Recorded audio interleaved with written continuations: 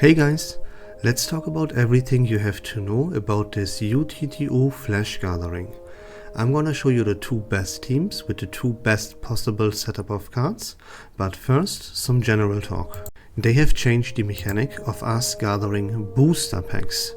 That's why the UTTU retails here. Those stages are much more important, as you need to tackle the stages and beat them in order for you to have the chance to obtain the cards that you actually need. To find out what cards you actually need, you go to your Fame card binder. You choose a team that you wanna play. It can be Blood-Tithe, Dynamo, Impromptu, Ultimate, whatever you want, right? You choose your team. And then you go through the Vertin cards here and you choose whatever Vertin card is the most beneficial for you, for your team. It's very simple. You can see this here, Blood-Tithe. You can see this one here, Pulsing Field. You immediately know Dynamo, right? Burn, you know you play Burn. Very simple and straightforward. In my example today, I will show you Blood-Tithe and Dynamo. So let's check out the best possible setup for the Blood-Tithe team first. Let me show you how this looks like, and it looks exactly like this here. Of course, first of all, you have to be aware that cards exist in different rarities. You have Fame cards, those are the best cards in the game. Then you have Star cards, and you will also have some blue cards, these ones right here. For some cards the rarity matters, for other cards the rarity does not matter. For example, this one right here, the Glimmering Hope, the Sentinel card. It says at the end of the round, if Blood-Tithe is at 40 or higher, you cast an ultimate one time. It does not matter if this is Fame or Star rarity, because all that the Fame card would do, it would tell you that you need 30 Blood-Tithe accumulated instead of 40 to cast your ultimate for free. Since we always will have this 40 Blood-Tithe accumulated anyways, the rarity of the card doesn't matter. But now let's dive into what the actual build looks like. Starting off with the Vertin card, of course, it is this one right here called Apothic Winter, and all does it say is you accumulate more Blood-Tithe and you will spread some poison. Then we have very important key cards here that you absolutely need. Others are replaceable. The key cards are, of course, on Nautica. First of all, it is this one right here, Karmic Debt. That says at the start of the round, if HP is below 80%, you inflict 5 stacks of poison on all enemies.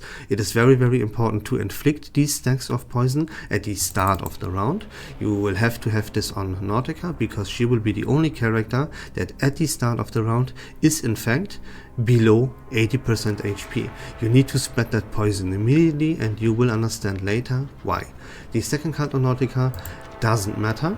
If you want to min-max, your best option is the Armors in the Trench, this one right here, that says after attacking, if the target is in a poison status, you increase your max HP. But again, the second card is whatever you want. You can use anything, it doesn't matter. What matters is this Karmic Debt card. Okay, then we have another very important card that is on every single character of yours except for Nautica, and it is called Glimmering Hope, this one right here, that says at the end of the round, if Blood-Tithe is at 40 or higher, you cast an ultimate. You want this on Medicine Pocket, Eternity and Semmelweis, or on whatever character you use with Nautica, right? This card is on every single character except for Nautica. Alright. Then, yeah, we have some additional cards like the Scorched Earth here, that says at the end of the round, for every points of Blood-Tithe owned, you inflict 3 instances of poison, right? This is, yeah, you can exchange this with whatever you want. There's one more important key card here, and this card is From Death to Life. And this is why we have to and we want to spread poison, because after attacking, if the target has poison, then we gain additional Blood-Tithe. In this case right here, we gain +8. The Fame card version of this would give you 10 Blood-Tithe instead, and that is what you absolutely want to do, because you want to accumulate as much Blood-Tithe as possible. Needless to explain. And then, yeah, I use this Scorched Earth again, but again, these Scorched Earth card, they are replaceable. Again, the key cards is of course the Verdant card, Apothic Winter. On Nautica specifically, you will have Karmic Debt. On all of your other characters, you will have the card Glimmering Hope, and on like Sentinel or Eternity, depending on who you use, you will equip them with From Death to Life card. And that's gonna be about the Bloodtithe build. Let's hop into battle with this, just to see how it actually looks like. It is not something truly special. You see, thanks to equipping the correct card on Nautica, we already spread poison. Now we know that attacking enemies with poison afflicted onto them with Eternity grants us additional Bloodtithe. So we of course gonna go ahead and do that once, and then we're gonna use whatever we have available with Nautica. Now you will see, thanks to our setup, and since we have accumulated more than 40 Bloodtithe already, all three of the characters, Semmelweis, Eternity and Medicine Pocket, will all use their ultimates at the end of the round. I tried this card on Nautica as well. It does not function on Nautica because you will simply not have the faith accumulated. So Nautica cannot use her ultimate because the faith is not accumulated yet.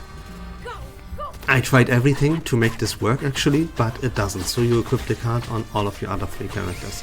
And you can see how nuts this is, right? We accumulate a shit ton of Bloodtithe, way more than without the UTTU cards. We have additional damage through poison, and we use all our characters use their ultimates at the end of every single turn. And that's really about it, right?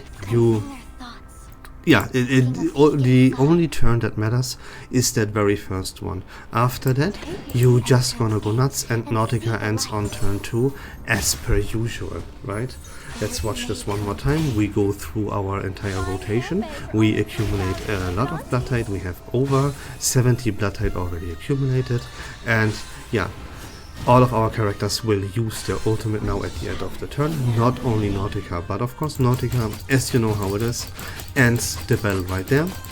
And this is how the Bloodtithe team looks with their best possible setup of cards in this UTTU Flash Gathering. Now we can move on to the Dynamo team. For the Dynamo's setup specifically, I have not gathered the entire perfect build yet. So let me go to the UTTU retails again, right? Of course, first remember you go to the Fame card binder. And here I figured that the card that I need is this one right here, the Unruffled Mire. Because after activating the pulsing field to level 3, I grant 5 Moxie to my adjacent allies. This is a must-have card that I absolutely need. But I do not have this card yet. And here are the options to actually obtain it. You go again to your Fame card binder, you click on Exchange, and here you can combine cards that you're not gonna use, right? Let's start actually off and look at how to create these Fame cards. I'm gonna use 3 of these blue ones. This will net me a star rarity card, as you can see right here. I accumulate these star rarity cards. Then I combine 3 of those. That will give me a Fame card. Here you go. Now, if I combine 3 Fame cards that I don't need and I don't use, I get a random other Fame card that I don't own yet. And this is the process that you go through as much as you possibly can, and you pray that you will actually obtain yourself the card that you are looking for. Let's give it one more shot. See if we obtain the Sharon card that we need. No, we don't, right? That's another card that we can upgrade for the Bloodtithe setup, you know. So we didn't get the card that we want. Now we go to the UTTU retails. We look at all these stages here and we see, do we have the card that we are looking for?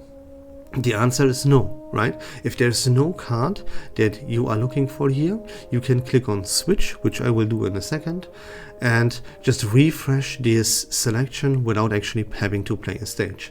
Then when you first start off doing this, you can see there will be maybe multiple stages with cards in them that you actually need. And then you look. Some stages, they have this green dot here and it says meet specific requirements to double the reward, right? Then you go, click on the stage. Here in the bottom left corner you see what you actually have to do to clear the stage in order to double your reward. In this case here it says clear the stage without casting a debuff incantation. Okay, now you know this one you will not clear on autoplay, but you will do it individually so that you don't use a debuff card and actually obtain the double reward. Alright, you prefer these stages of course above stages that don't have that if the stage has a card that you need.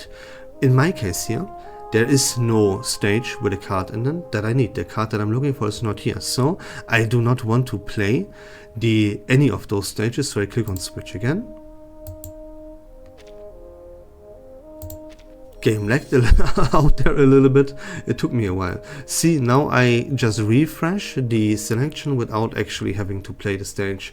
This is what you can later do to speed up the process a little bit. Again, the card that I'm looking for is not here. So let's click on switch one more time. Why not? Maybe we lag out. And I think we actually do. I think this is the card that I want. Yeah, see, so now I'm gonna go ahead, I'm gonna play this stage, not on autoplay, because I have to do it without using a debuff incantation. Let's do that real quick and see if I actually lag out while I play this, quote-unquote live. So we wanna go ahead. We wanna, don't forget to attack with Eternity to get the additional Blood-Tithe. And this stage is of course very easy, so this will be cleared on turn 1, no problem. And then so, fingers crossed, pray with me that I actually obtain the Sharon card. The rarity doesn't really matter. It will have the same effect no matter what. Anyways.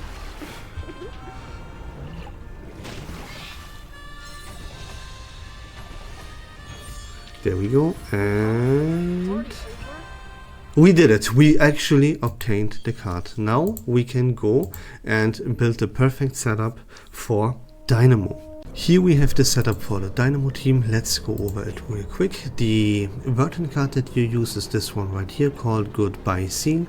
It actually is nothing special. It just funnels more Dynamo into the pulsing field. The very special part comes right now. Because you have a key card here. The most important card that you have is Desperate Stillness. That says that when under pulsing field 2 or 3, when you would cast an ultimate, you cast it one more time without cost. Crazy. Then another very key card is this one right here called Black Crow. It says when under pulsing field level 2, plus 50% ultimate might, when under pulsing field level 3, plus 80% ultimate might. Okay, you want this exact combination of cards on both Lucy and Ulrich. And you want to make sure that Sharon stays in the middle of Lucy and Ulrich. One of those characters is in front and the other character is behind Sharon. That's very important, because the other key card that we just obtained, called Unruffled Maya, says after activating pulsing field level 3, you grant 5 Moxie to yourself and both of your adjacent allies. That's why it's very important to place your characters accordingly, right? Pretty simple. And of course you have this card, Desperate Stillness, on Sharon as well, because you would cast your ultimate 2 times. On Sharon it is not 100% necessary, it is kind of replaceable with cards like this one here, Banishment and Exoneration or whatever, excuse me, that says that at the start of the round you grant 20 stacks of Dynamo to all allies and you transfer those into the pulsing field. Or we have another very good card with Principal Primacy that gives you 40% more damage output, right? Whatever works best for you, whatever you like the most. I would of course always go with this card here called Desperate Stillness. I think this is just way too overpowered to ever pass up. For Ezra, what cards you use, that does not matter at all. You don't even necessarily have to use Ezra. But for this example we do, and that's why we use Perfect World. That's a very good card for Ezra, because at the end of every round, if you have a shield, which you will always have, then you grant yourself a Moxie and even an additional Moxie to one of your allies. That's a pretty good card, and that's all that matters. The other card is even more irrelevant, because we use Chinga Chinga that says at the end of every 2 rounds we grant a shield, right? It does not matter at all. If you use Ezra though, then Perfect World is kind of a requirement. Everything else is irrelevant. Again, what matters is the setup of your other 3 characters that we just covered. And now we can hop into battle and with this team as well and see how things look. Don't forget to change your card to Unfinished Tune, although in this UTTU Flash Gathering it is not too important. Alright, then let's hop into battle and see how all of this looks in action. Remember that on turn 1, even though we have Sharon's ultimate unlocked, we do not want to use that. We save that for turn 2. On turn 1, you're gonna use his buff incantation to increase the critical hit rate by 30% for all of your team.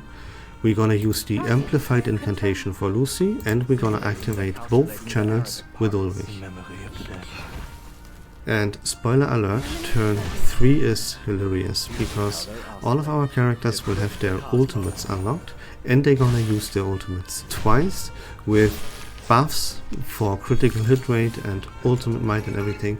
It is hilarious to actually watch that, so stay tuned. But now onto turn 2.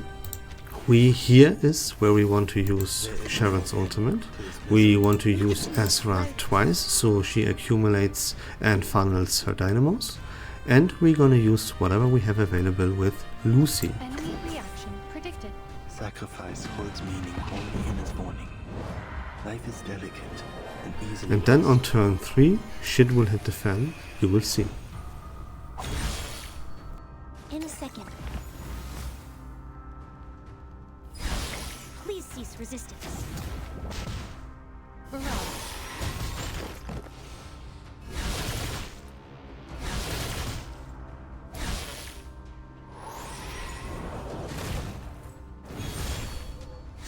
Here we are, this is turn number 3. You can see that our pulsing field is now fully leveled up to level 3.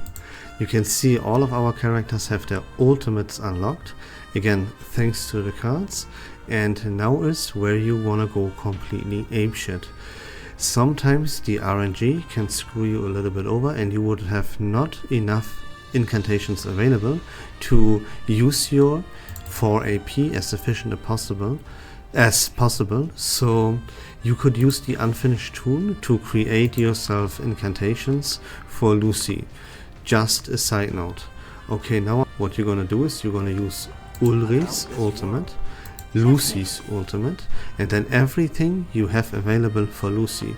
You can see that we have 3 AP left, right? So you want 3 incantations with Lucy.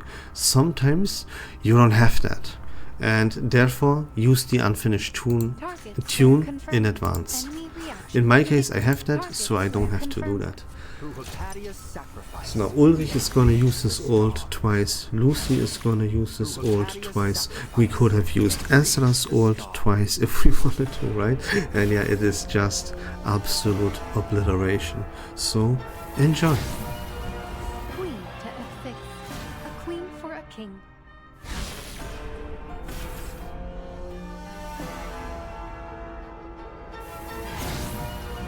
Queen to F6. A queen for a king. You're gonna, of course, have to have this skin that I have here for Lucy. That's an absolute requirement, otherwise you will not deal enough damage. No, I'm just kidding. But yeah, I mean, I think you get the point of like how completely ridiculous this is. See, we have 5 Moxie again with Lucy, we have 5 Moxie with Sharon, Ezra has her ultimate as well, right? And yeah, this is how you play Dynamo in UTTU, and now you know the 2 best possible setups for this mode. Of course, there is a little bit more. There's a defensive setup with needle armors, there's a burn setup, you can play impromptu here, and so on and so forth. But for today, that's enough. If you want to know like what other builds look like for this UTTU challenge, I might make a second video here, a follow-up video, or you can join the Discord server, link to that in the description down below, and we can establish you a fun build right there. I can help you out with that if you so wish. But until next time, take care of yourselves, have a great day, and we love this game.